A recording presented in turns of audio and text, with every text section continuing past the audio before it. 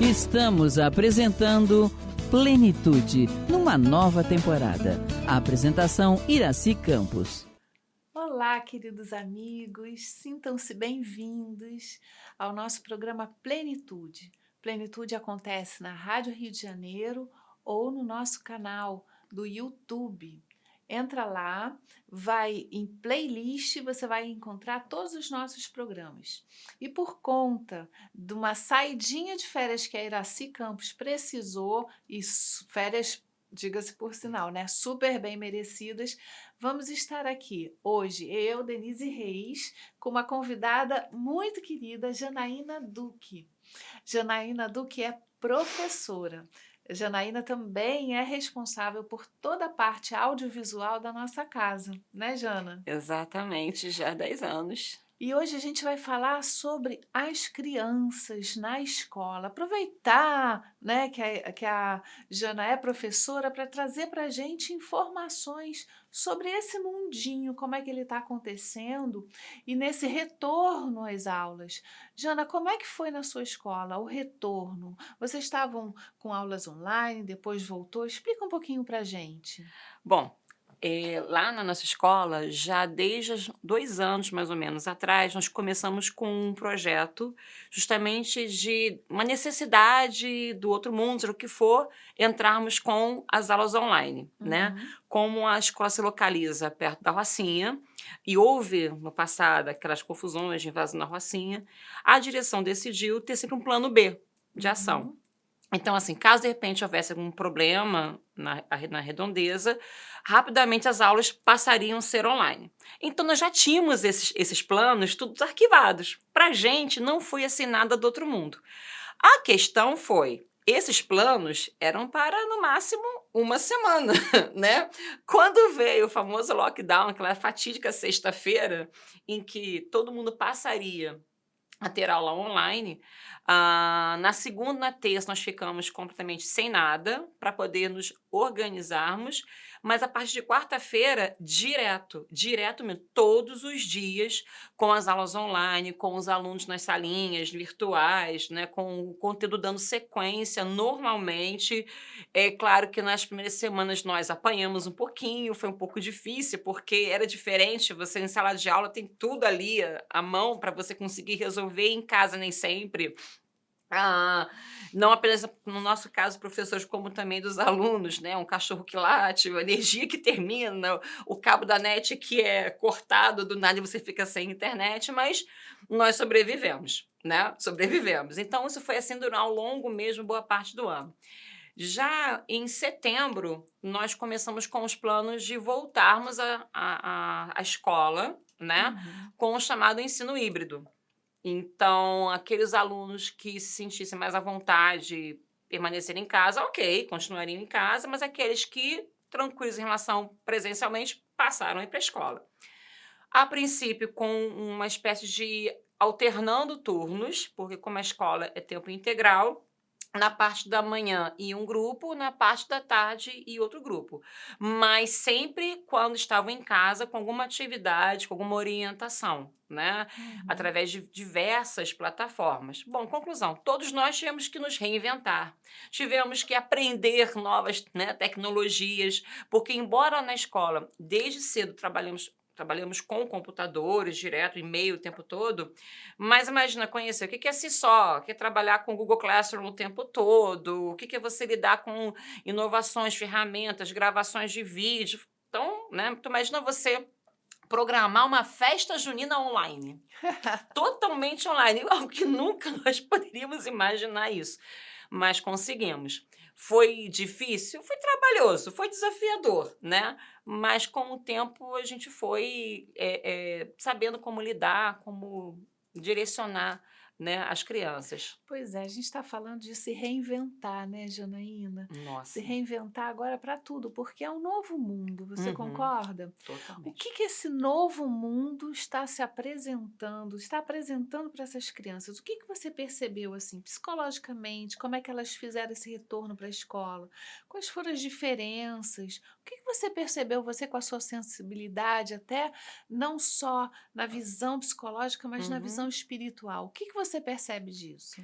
Olha, para a gente é uma grande surpresa, porque nós tínhamos alunos presenciais antes que eram tidos como os problemas. Os alunos problemas. Aqueles alunos que em conselho de classe, quando tem reunião com o professor, é o número 1, né, do top 10 lá da conversa em si.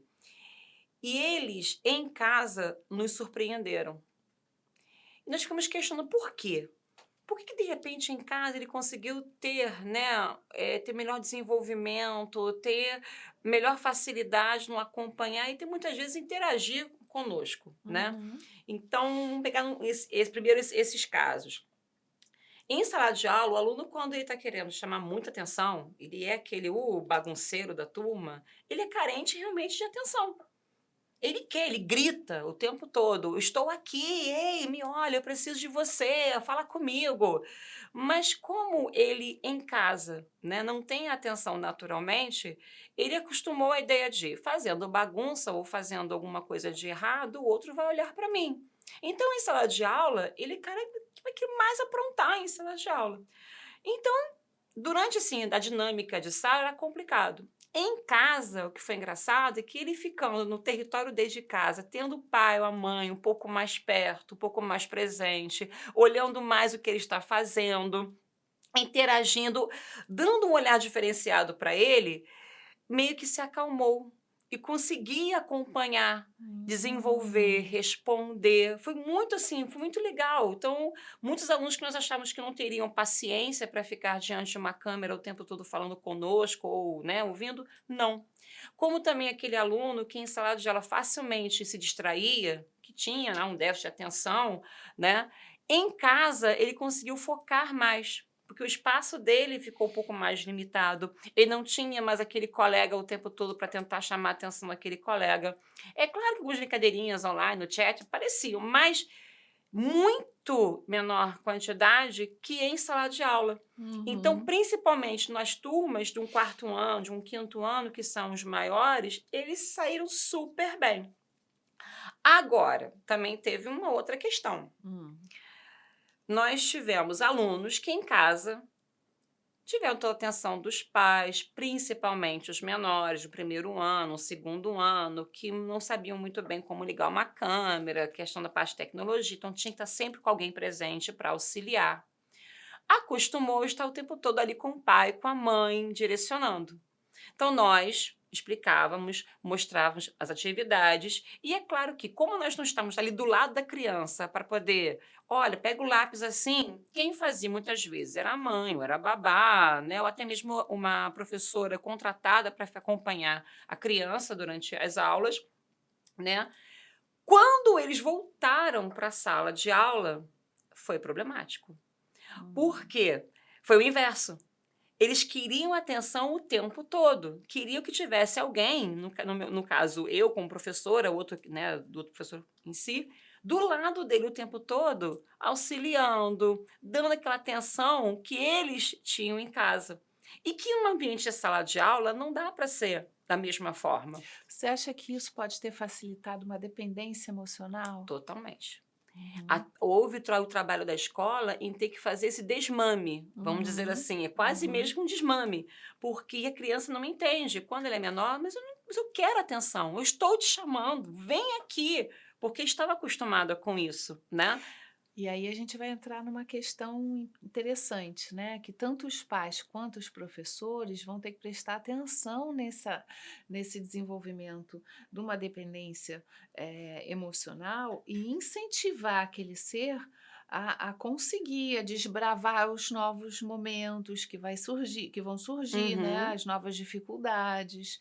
Eles por um lado, estavam muito confortáveis no ambiente deles, foi o que você falou, muito presos uhum. ali. Ir para fora nos convoca a desenvolver forças internas, que algumas ficaram adormecidas e outras estão surgindo agora, porque muda a idade, muda a complexidade, né? Exatamente. E as crianças, durante as aulas online, elas falavam que sentiam falta da escola, mas sentiam falta da escola na questão das brincadeiras, na Uhum. interação com os colegas, porque a aula estava ali. Ah, se tu falta de brincar, de jogar bola, de ter o recreio, né? Mas não falava a respeito do conseguir vencer os desafios das dificuldades diárias, vamos dizer assim. Então, quando chegava à sala de aula, mas porque em casa eu tinha facilidade de computador, posso digitar? Eu falei assim: não, já digitou demais, agora você vai exercitar. Mas é difícil, demora mais. Sim, mas você é capaz, você consegue fazer isso, né? A questão de, mas em casa eu podia acordar um pouco mais tarde, que eu até tô com sono, tadinho, eu quero voltar para casa. Não, calma. Então nós tivemos que montar um outro ambiente, né? Um olhar realmente para essa criança e mostrar para ela que ela é capaz, sim, de vencer os desafios. Como também durante as aulas online, muitas crianças passaram a sofrer quase que uma tristeza, uma espécie quase de depressão, porque elas não queriam mais ficar em casa, elas queriam justamente ir para o mundo e foram fechadas, isoladas, privadas. Mas não apenas da escola, privadas do sair, do passear, do viajar, e não aceitavam. Então criou-se uma revolta muito grande de um grupo, né? E teve que a escola entrar paralelo com isso, para poder conseguir contornar a situação. Nós, professores, também, tendo esse olhar um pouco mais diferenciado, quantas vezes eu tive que parar a aula para conseguir conversar com eles, para desenvolver neles essa visão de calma, tudo vai passar, vamos trabalhar a paciência, porque hoje temos um desafio. Vamos ver quais são os lados bons, os lados ruins da questão de estar em casa. Não tem nada de bom. Tem. Vejamos. E fomos elencando os benefícios, ou o que foi bom ou ruim, e eles foram percebendo. Então, muitas das vezes, a aula online e depois a aula, né, presencial foi muito mais um bate-papo em grupo, quase uma terapia realmente em grupo, que em si o conteúdo. Pois é, Janaína, e aí a gente está conversando antes, né? O quanto que a escola também pode viabilizar o autoconhecimento, né? Pode. A percepção de si mesmo e como é que as crianças colocam isso para fora. O quanto que as crianças, a gente observa também aqui na evangelização, né? Quando uma aula ela é feita não só com o professor ensinando, mas permitindo que as crianças possam se expressar, falar de si, trabalhar quem ela é no mundo, quem ela é diante daquele conteúdo que está sendo apresentado. Como é que você vê isso? É bem interessante, porque, né, como nós estamos conversando antes, hoje eu trabalho com o segmento do Fundamental 1. Mas já há 26 anos trabalho com o segmento do Fundamental 2, principalmente nono ano, e ensino médio, e muito pré-vestibular. Então, quando pega um adolescente, que é justamente o momento da descoberta, do questionamento, da rebeldia, porque tem que romper, né, com crenças antigas para construir o seu espaço, e vai construir heróis, vai reconstruir heróis, desconstruir tudo isso, né? Era muito engraçado porque quando eu trabalho português, língua portuguesa, então quando eu via algum texto que falava sobre a questão humana, uma dúvida, um sentimento, porque as dúvidas humanas existem em qualquer geração, não tem isso, né? Geração Z, geração milênio, não interessa, todo mundo vai ter suas dúvidas particulares. E eles ficavam assim super atentos. E o que acontecia? Confesso, hashtag contei e falei. Trabalhava numa escola, né, de um cunho religioso, e eu não podia dizer de jeito nenhum que eu sou espírita e muito menos estudante de anjos, em hipótese alguma, não podia. O que eu fazia? Eu tacava Joana o tempo todo sem dizer que era Joana. Então, quando tinha um conflito em sala de aula, algum aluno um pouco mais agitado, começava a trabalhar com ele, os outros despertavam. Mas como assim? O que é isso? Isso fala sobre mim. Peraí, professora, fala um pouco mais. Então, despertava a atenção deles. Aí trazia um texto, um conteúdo, assim, genérico, filosófico, mas que a gente sabe como contornar sem dar nomes. E eles, assim, adoravam e pediam cada vez mais. O que mais eles gostavam era justamente o momento de poder falar sobre si, sobre as suas dúvidas, e ter alguém que mostrasse para eles que o que eles estavam passando não era algo do outro mundo, fora, faz parte, é do crescimento, né? E vários episódios aconteceram em sala de aula que mostram quanto eles precisam disso, eles acabam ganhando uma confiança e se entregando, e até mesmo a parceria ali, professor, né, e aluno, torna-se diferente, mais agradável, mais um trabalho mesmo em conjunto, né, em particular. Até com contos de fadas. No 9º ano trabalhei com eles, que foi assim um sucesso. Todos eles falaram, foi o melhor trabalho que nós tivemos na escola, porque falava sobre eles. E aí dá para trabalhar a moral sem que Dá. você possa tocar nem no assunto da religião em si, Uhum. mas o espírita no mundo, ele pode trazer o espiritismo sem precisar ficar com a questão religiosa ali batendo, né? Exatamente. Muitas religiões, elas pregam em praça públicas, entre aspas, Uhum. falando, né? Sempre a questão da religião, mas o ser espírita ele vai um pouco além, né? Porque é um trabalho interior, você com você mesmo, de melhoria, e isso dá para passar em casa, na escola, você sendo professor, é o seu exemplo, são as coisas que estão em torno, como você vai trabalhar elas e trazer esses fundamentos. Uhum. Né? Isso que é o bacana, sem que você precise ofender a criança do outro, sem que você precise desmistificar alguma coisa que está muito presente, mas você vai trabalhando a questão moral, que é a mais importante, né? Exatamente. E aí incorporar uma educação espiritual, né, a educação tradicional da criança, você começa a perceber que é possível mesmo sem precisar dizer, né, espiritismo ou como for, né? Justamente porque, acima de tudo, existe um senso religioso. Né? Uhum. Antes de haver uma religião, uma doutrina, uma filosofia, existe um senso religioso, que é nato, não adianta. Nós temos essa necessidade de ligação com o pai, com o Criador, com o universo, com o cosmos, seja o nome que cada um dê. Mas nós temos essa necessidade de ligação. Isso fala muito alto em cada um de nós. Né? No jovem, na criança, no adolescente, não interessa, também fala.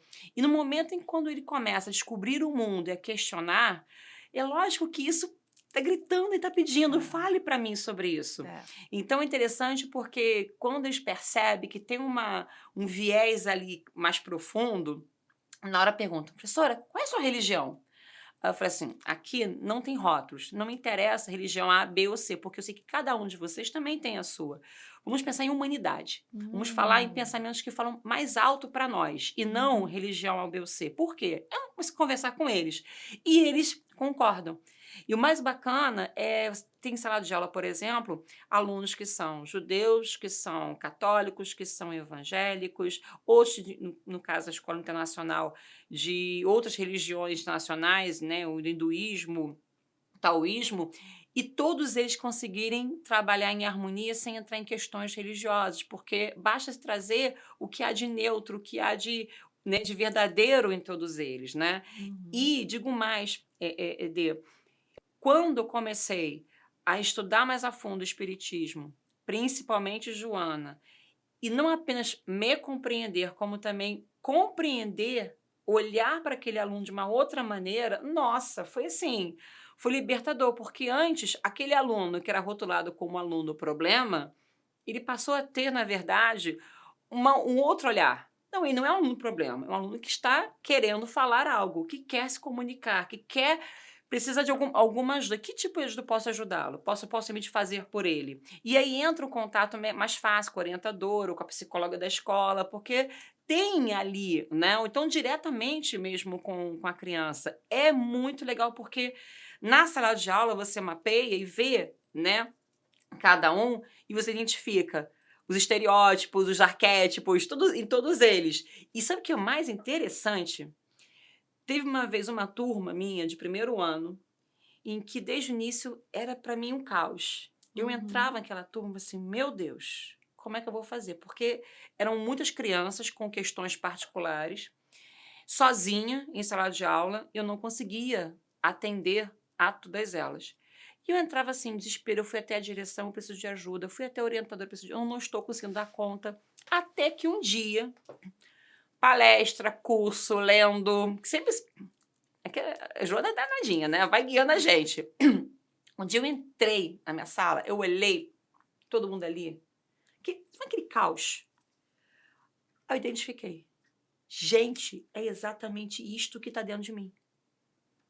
Cada criança representava um pouquinho de mim. E quando eu entendi o pouquinho que estava, ok, trabalhando isto aqui, eu vou conseguir trabalhar com cada um deles. Ou seja, a gente pensa que é sempre uma única mão, mas não Não é. é. É a mão sempre de mão dupla, é sempre a via de mão dupla. Eu aprendendo com eles, eles aprendendo comigo, todos nós aprendendo juntos. É uma coisa assim fantástica. E se não tivesse esse olhar, né? Espírita, esse olhar dentro da psicologia transpessoal de Joana, dentro do nosso trabalho, isso não seria possível. Pois é, ela nos mostra muito isso, né? Que o que se apresenta, a realidade que se apresenta diante da gente, fala muito da gente. Totalmente. E aí a gente começa a perceber, Janaína, com mais força, né? Ao invés de recusar, é entender o que a vida está trazendo, o que aquilo está se apresentando diante da gente. Aquilo está falando diretamente com a gente. Então, se eu não me trabalho, eu não posso trabalhar com o outro. Né? Seja numa escola, seja no meu trabalho, seja dentro de um centro espírita, seja nos meus Aham. relacionamentos interpessoais, sejam eles quais foram. Porque tudo que chega para você traz uma informação.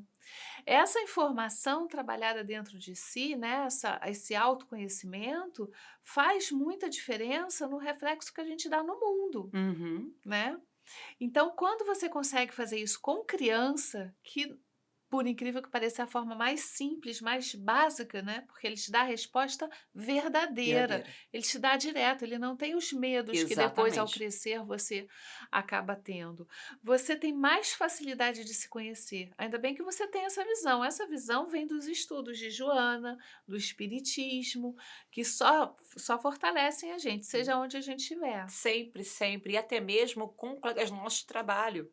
Então, eu tenho uma equipe, é muito engraçado, a equipe com a qual eu trabalho é completamente diversa. Somos Uhum. 4 pessoas muito diferentes, muito.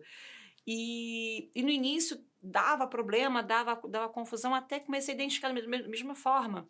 Gente, cada uma tem como grande habilidade, como também questão a ser trabalhada, que também fala sobre mim.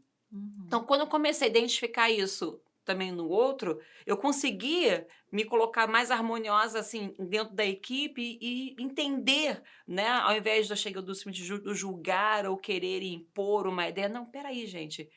Para, tá tudo no mesmo barco, é em conjunto. Então é fantástico porque a visão nossa, ela sai desse mundinho fechadinho do nosso eu e se amplia e mostra que todos nós realmente estamos conectados. E se eu estou aqui, não é à toa. Existe um plano maior para cada um de nós estarmos aqui. Então, assim, por que de repente eu recebo esse aluno e não a outra professora? Por que ela recebe aquele tipo de aluno e não eu? Então, a gente percebe que não é um por acaso, não é nesse bingo, né? Na coincidência. Não, não, é real. Que cada um fala sobre nós. E a pandemia nos facilitou mais ainda Nossa, e essa como? visão, E né? E aí eu como? te pergunto, a escola nunca mais será a mesma? Nunca mais. Não tem como. É uma mudança irreversível. Não Uhum, dá. O que nós temos hoje é algo que não tem como mais voltar atrás. Primeiro, para a questão tecnológica, que está sendo prometida já há muito tempo, uhum. muito sendo cobrado da escola, acompanhar, né, a evolução tecnológica, e essa ideia de saber que o espaço sala de aula não é mais reservado, fechado à escola, e sim ele vem a ser e foi ampliado, eu não tenho como agora voltar a fechar. Não É. tem como. Isso é uma coisa que E não eu vou tem querer jeito. saber mais disso, Janaína. Vamos. Vamos conversar daqui a Com pouco. Vamos certeza. para um Estou. café. Oba! Vamos deixar o pessoal também lá em casa tomar a sua água, o seu café, dar um tempinho, mas a gente está esperando vocês aqui. A gente volta já, mas não percam, porque ainda tem muito assunto aqui para a gente trabalhar, ok? Até daqui a pouco. Estamos apresentando Plenitude, numa nova temporada. A apresentação Iraci Campos. Estamos apresentando Plenitude, numa nova temporada. A apresentação Iraci Campos. Olá, estamos de volta depois de um cafezinho gostoso. E a pergunta que ficou no ar, que a Jana começou a dar uma introdução, é: a escola nunca mais será a mesma? que muda nesse cenário que está se apresentando para a gente, né? Quais as novas dinâmicas que vão ter que ser apresentadas e que a gente vai acabar vendo isso no trabalho também, né? Não só. A gente já Uhum. está vendo até, como eu falei, a Janaína é responsável por toda a parte audiovisual da casa, até o Seja, né? Está se remodulando, as casas espíritas, tudo está Todo mudando. mundo. Como é isso, Janaína? Vamos lá. O que acontece?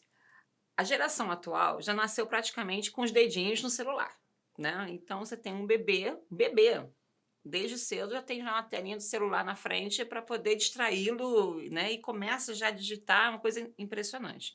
Então essa geração é totalmente tecnológica. Eu pego uma criança hoje, 6, 7, até mesmo de 9 anos, a intimidade que eles têm com computadores, com iPad, né, tablets, isso também é muito grande, smartphones totalmente. Eu tenho crianças hoje com 10 anos já programando. Algo que, né, na minha época de adolescente, nem sequer imaginaria isso, né? Embora a minha primeira formação fosse em informática, era completamente diferente. Mas o que acontecia? A escola, né, não tinha um espaço aberto para isso. Muitas escolas falavam de robótica, introdução à informática, mas na prática, não. Acontecia conosco, professores. Ah, eu tenho um data show, eu tenho um computador, dá para colocar um PPT ou um PowerPoint para dinamizar a aula, botar um vídeo, mas era um uso em relação à informática nulo. As crianças mesmo em si ficavam assim, tá. E quando veio a questão da pandemia, estando em casa e tendo que chegar até eles, o uso da tecnologia foi inevitável. Então, os professores que viviam naquele discurso de não consigo aprender, isso não é para mim, prefiro o modo tradicional, eles tiveram que aprender sim. Sai da zona de conforto, apanhar um pouquinho, tentando, né, descobrir como é que se faz um vídeo, editando. Então, nós, professores, viramos o quê? YouTubers. A verdade foi essa, nós viramos YouTubers. Se você pegar o conteúdo que tem hoje no YouTube de aulas, tanto Fundamental 1, médio, seja o que for, aumentou muito. Antigamente nós tínhamos essas aulas em cima de alguns cursos que queriam divulgar, então montava uma aula para poder com propaganda, mas não necessariamente para chegar realmente ao público e o público assistir de casa, Uhum. porque isso eram plataformas mais fechadas. Hoje você encontra tudo que você possa imaginar. Então, nós, professores, tivemos sim que aprender como fazer uma aula num PowerPoint, como inserir um vídeo, editar, ao mesmo tempo utilizar ferramentas de trabalho à distância. Então, você tem, por exemplo, hoje um Seesaw, que é uma forma da criança de 5 anos, 6 anos, facilmente fazer um trabalho ali, manual escrito, desenho, e chegar até nós, professores. Descobrir programas que fazem melhor gravação. Tivemos que fazer isso. E, por um outro lado, as crianças se sentiram mais à vontade, mais confortáveis. Claro. Caramba, eu estou agora utilizando aquilo que eu sempre quis e que era proibido em sala de Pois é, aula. olha como isso nos convoca a uma mudança geral de comportamento no mundo. Totalmente. Porque essas crianças são o nosso futuro, são elas que vão estar nesse mundo e elas já não se contentam com qualquer coisa. Então, se a gente não se reformula agora, todos Uhum. nós adultos, se a gente não começa a prestar atenção, que mundo é esse que essas crianças estão fazendo, trazendo para a gente como uma demanda, a gente vai ficar atrás, né? E aí a gente vai pensar escola, pais, né? Como é que está essa relação diante disso tudo? Porque essas crianças estão já saindo da casinha. A gente estava falando Uhum. antes, né? Até sobre as profissões que essas crianças gostam, aquilo que elas vão atrás, que sai daquele mundinho que a gente tinha de ideia, né? Médico, arquiteto, Não, né, mudou tudo. engenheiro, já não são mais aquelas Não. 5, 6 profissões principais. Hoje a mente não tem mais limite, né? E você vê isso dentro da escola. Fala um pouco disso pra gente. Pois é, primeiro na questão do tirar a ideia de que, eu, professor, estou aqui para ensinar ao meu aluno. Não, Uhum, porque com a pandemia aconteceu foi o quê? Eles também nos ensinaram muito. Então já uhum. mudou isso. O papel do professor, ok, eu posso de repente saber um pouquinho mais sobre essa disciplina, essa matéria. Mas, de repente, sobre isso aqui, eu vou saber mais do que eu e você pode me ensinar. Então começa da ideia da cooperação. Quebramos a primeira barreira, primeiro né, primeiro atavismo, vamos dizer assim, da escola, que é a ideia do professor o saber e o aluno apenas ali para receber. Pronto. Segundo, eles mostraram para a gente que manuseiam essa parte tecnológica já há muito mais tempo. Então, eles começaram a falar, eu tenho um canal no YouTube falando sobre culinária. Outros falando sobre, eu faço vídeos de jogos. E cada um mostrando o seu talento. Conclusão.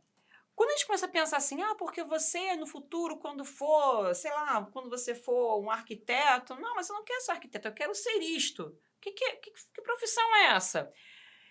No início a gente estranha. Quando você vê, de repente, um aluno que está indo à escola, se esforçando, fazendo uma prova, e ele quer ser surfista profissional, e ele quer ser youtuber, e ele quer ser jogador de futebol, e ele quer ser... E você fica assim, peraí, temos uma mudança. Porque se antigamente, né, perguntava, por que você quer vir para a escola? Porque eu quero ser um bom profissional. Tá, mas para você ser surfista, você não precisa de estudar, sei lá, química, né? Ou então, de repente, saber conjugação verbal. Então, começamos a repensar isso. E hoje, já há 3 anos, na formatura do 5º ano, as profissões que aparecem são essas. Jogador de videogame profissional, surfista, músico, muitos tocando guitarra, bateria, né? Ou seja, uma outra linguagem, uma outra manifestação. Falando arquitetura rola um pouquinho, designers, influencers, coisa assim, fashion, cada nome que eu falei assim, gente, isso existe, sério, eu não sabia. E eu aprendendo junto. E quebra da gente um preconceito, que rola um preconceito. Existe uma tradição ainda, né, no Brasil, de achar que a pessoa ela vai ser valorizada apenas se ela tiver um conhecimento nível alto naquela disciplina. Quando a gente pode ter um conhecimento em diversas áreas. Então, o que eu falo para eles, você quer ser um surfista? Então, cara, seja o melhor surfista. O que é isso? Invista realmente nisso. Mas investir nisso também significa investir na sua formação humana. Que é aí que entra esse novo olhar. Porque aquele surfista, ele vai lidar com outras pessoas, ele vai lidar com desafios, ele vai lidar com buscar patrocínio, ele tem que se lançar a esse mundo. Então, ele tem que ser um ser humano preparado para esses desafios. Também, né? Exatamente. Não tem mais aquela coisa da facilidade na mão, que a gente acha que a tecnologia dá facilidade. Ela não dá facilidade. Não. Ela traz muito mais recursos, mas ao mesmo tempo ela te pede, te convoca a uma preparação. E isso está acontecendo com todos nós. A gente está tendo realmente que se preparar para esse novo mundo que está chegando e que está sendo empurrado por essas crianças, né? Até mesmo... Está sendo conduzido praticamente antes delas assumirem, porque a gente já está ali, opa, peraí, o que é tudo isso que está chegando? Que linguagens são essas? As linguagens que fogem da língua portuguesa, que vão muito além, né? E que vão também trabalhar as nossas questões internas através dessas linguagens, porque elas vão dizendo sobre o que é isso que está acontecendo aqui e agora. E que está tirando a gente, né, daquele conforto que a gente já vinha acostumado. A gente está precisando entender o que é isso, porque ainda vamos viver nesse mundo. Vamos. E são eles que vão conduzir. Exatamente. E as questões humanas vão permanecer. Vão permanecer. Né? Então, quando se trabalha com as diversas, né, as múltiplas inteligências e as múltiplas linguagens, que a própria BNCC já fala, já realmente menciona, inclusive... mostra essa possibilidade de trabalho, que é com a linguagem tecnológica, com a linguagem da parte da música, diversas expressões, diversos gêneros textuais, mas não interessa a linguagem que você for utilizar. A voz ainda vai ser do ser humano, ainda daquele ser humano. E aquela voz, né, é uma voz universal, ao mesmo tempo particular. Porque você se identifica com aquela voz, embora aquela voz esteja falando um pouquinho sobre ela. E aí que entra justamente com eles, que muito no nossas conversas... Aulas online foram muito legais, porque quando surgiu um assunto, pegava esse assunto como um gancho para ir mais a fundo neles, no sentido... Então, um exemplo. Teve uma discussão em sala de aula, 3 falaram que eles são editores de vídeos de jogos. Não que eu tenha um canal que apenas tenha vídeos de jogos. Poxa, que legal, cara. Não que eu faço isso, faço aquilo. Bacana. Mas qual é o diferencial do seu canal? Aí chegava assim, não, porque eu faço igual fulano. Cara, legal, mas se você faz igual ao outro, o que tem de diferença, né, no teu vídeo? O que ele fala sobre você? Porque você está copiando, na verdade, a fala de uma outra pessoa. E a sua fala? Porque não tem um espaço também, né, para a sua voz e não ficar apenas copiando a voz do outro. E aí eles foram percebendo, poxa, é verdade. Porque, professor, daqui a pouco, né, enquanto é novidade, as Qual pessoas é a vão... minha individualidade naquilo que eu estou fazendo, né? Tem a Exatamente. minha assinatura, tem aquilo que eu sou. Se eu não sei quem eu sou, se eu sou uma cópia do outro, eu não vou descobrir, Exatamente. né? E aí a gente cai naquele mesmo buraco que a Joana vive falando pra gente, busca de si mesmo, a valorização daquilo que você é, que pode ser ótimo nesse mundo agora tão colorido, né? Tão rico Uhum. de tantas coisas, não mais limitado, né? Aham. Essa limitação, Janaína, ela era muito prejudicial do ponto de vista de não aceitar, de fazer com que a gente não aceitasse quem a gente era, né? Uhum. Agora isso é possível, é viável, né? Tá aí tudo isso demonstrando e tudo isso que você tem falado, né?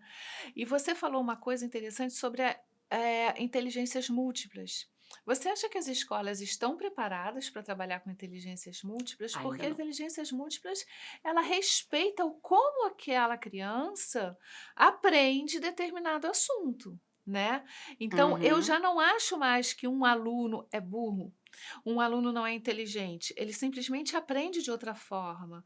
O que traz no imaginário dele, o que traz na sonoridade, a forma com que ele se organiza, às vezes não é aquela da qual eu estou apresentando para ele. E Uhum. o aprendizado dele vai se dar por outros meios. Isso a gente teria que estar atento para poder entender que todos são inteligentes e Aham. dentro da sua concepção de como ele vai trabalhar isso, se torna viável o crescimento daquele ser, né?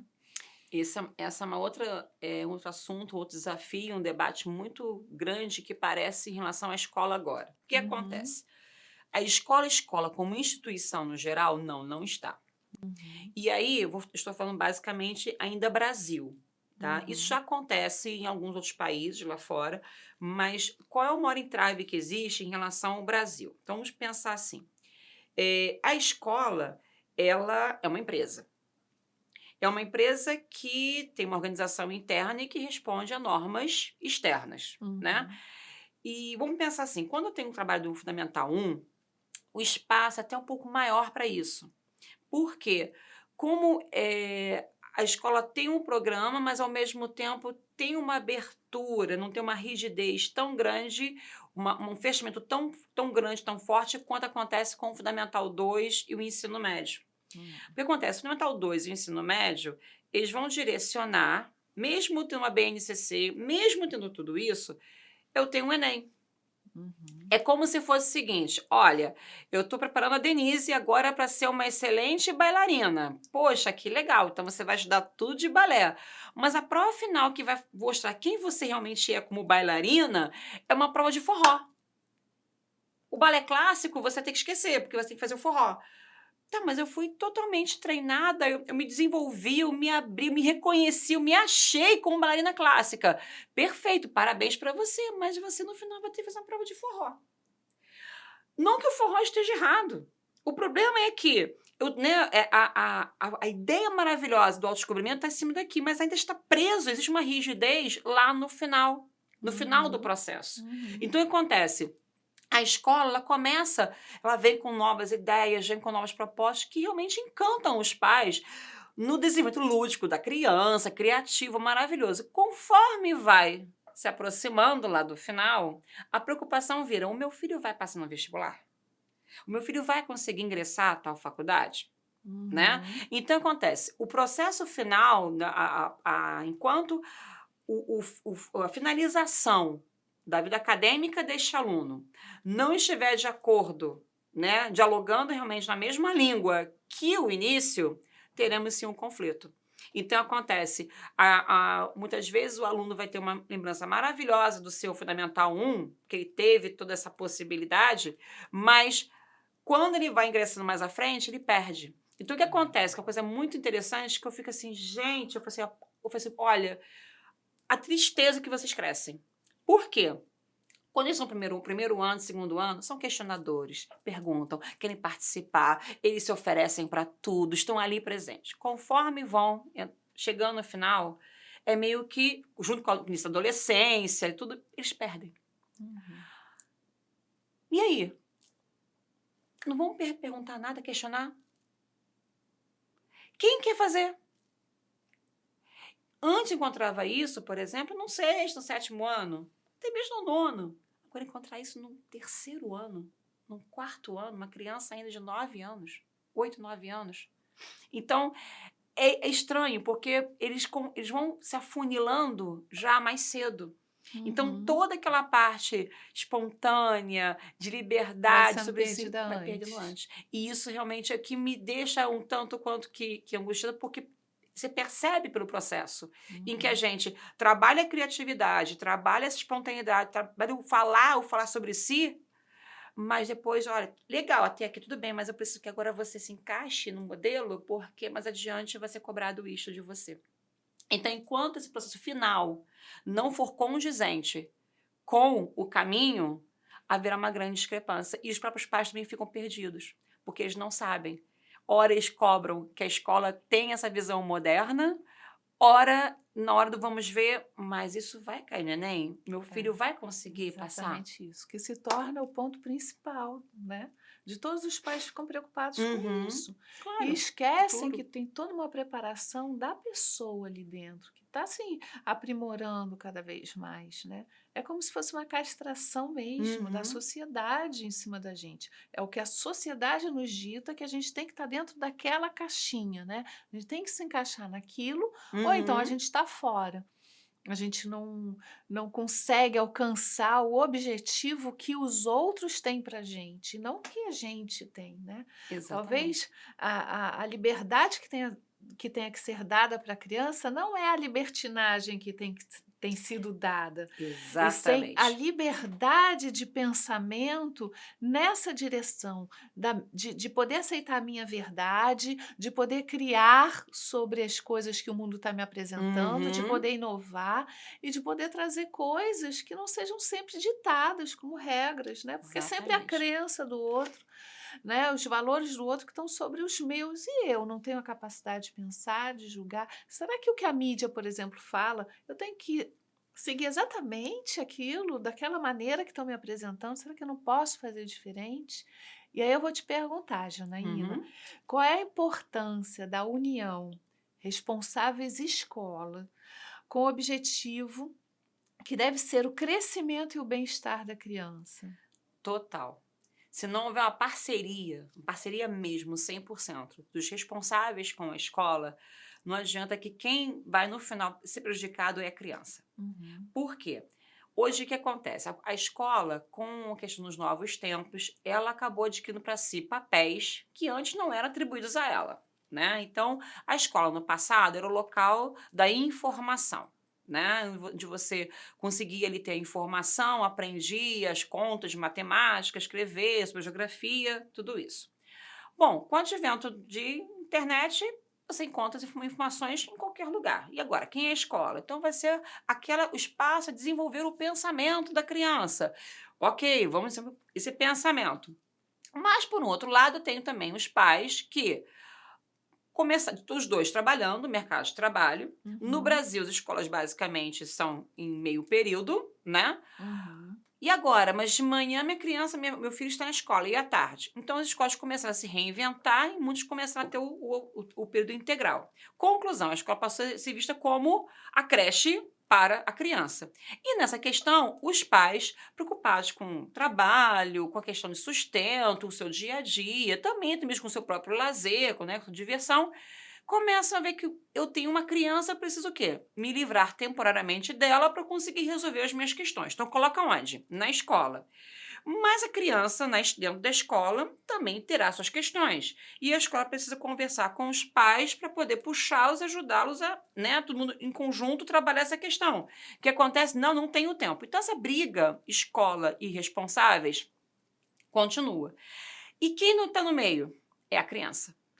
Ela sente necessidade do afeto, do carinho, da atenção, do olhar do pai, da mãe ou do responsável, como também precisa do olhar diferenciado do seu professor, né, da direção, e ela acaba não tendo porque eu tenho a escola preocupada em cumprir um programa, em cumprir as regras que vêm dos órgãos federais, ao mesmo tempo, né, tentando que ela não seja, digamos assim, ter um melhor dentro da escola, mas atender todo mundo ao mesmo tempo, com cada criança com a sua necessidade, e eu tenho os pais com suas questões, é aquela confusão. Quando teve a parte online, o que foi bacana no início foi, olha, ou escola e pais responsáveis vão se dar as mãos, ou não vai dar certo. Porque eu tenho um modelo agora aqui para conseguir vencer esse período de lockdown com a criança. Mas eu preciso que você, pai, que você, responsável, facilite isto. Então, nós percebemos que quando a parceria deu certo, ou seja, os dois se integraram perfeitamente, a criança se desenvolveu perfeitamente. Foi tranquilo. Aqueles casos em que aquela criança é uma questão específica, foi rapidamente resolvido, porque houve essa parceria, esse diálogo o tempo todo. Agora a gente percebe, quando eu tenho uma criança que tem uma questão pra gente, primeira coisa que nós fazemos, marca reunião com os pais. Porque eu conhecer os pais, eu vou conhecer automaticamente a criança. Isso mesmo. Na hora. Então, já traço o perfil. Quanto que eu vou ter ajuda, vou ter a participação desse pai. E muitas vezes, aconteceram casos tristes mesmo, né? Nossa comunicação, professor com os responsáveis na escola é via e-mail, tudo é via e-mail. Uhum. E eu falei assim, olha só, fulano, eu vou ter que mandar um e-mail para sua mãe, avisando desse comportamento assim, porque chegou no limite. E a criança falou, professora, você pode mandar para ela quantos e-mails você quiser, ela não vai ler mesmo. Ela não lê nada sobre mim. E aí você percebe. Nessa hora eu falei assim, gente, não tava fazendo assim, vem cá. Olha pra casa, porque tá precisando de apoio, tá precisando de carinho. E vamos falar então disso, essas carências diversas, né? Uma Muitas. quantidade gigantesca de informação e aprofundamento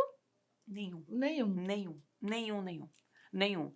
Eles são capazes, a geração atual agora, ela é assim, ela sabe de tudo, mas não sabe de nada. Uhum. Ela sabe de tudo, mas não sabe de nada.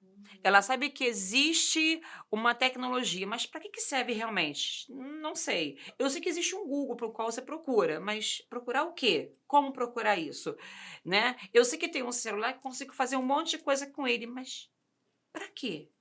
Por que isso é importante a fazer? Não sabe. A ideia do para quê, o porquê, eles não conseguem responder. Eles são muito à base do faça. O que é para fazer? Isto. Já fiz, e agora? Já fiz, e agora? Já fiz, e agora? E não conseguem ficar parados em hipótese alguma.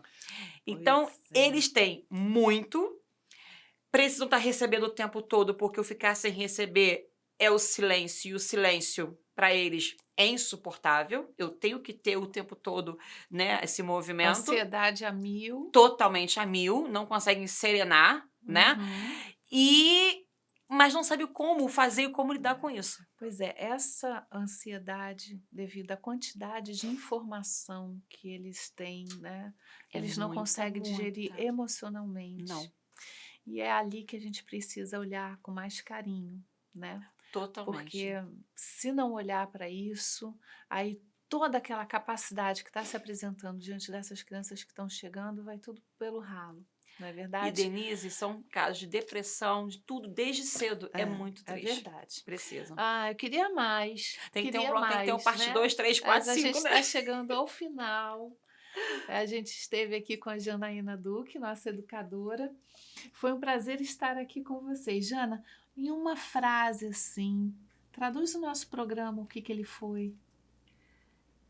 Eu diria que é um programa obrigatório para todos os responsáveis, todos os educadores, Porque, embora nós não tenhamos conseguido falar de tudo, porque o assunto realmente é caso para seminários, mas desperta já o questionamento e principalmente a autorreflexão, que está muito importante, muito necessária atualmente. Pois é, foi ótimo, né? Você volta, né? Claro, com certeza, Claro. eu tô aqui, de alguma forma. É isso, queridos. Ficamos aqui então, programa Plenitude. Foi um prazer estar aqui com vocês. Um beijo carinhoso no coração de todos.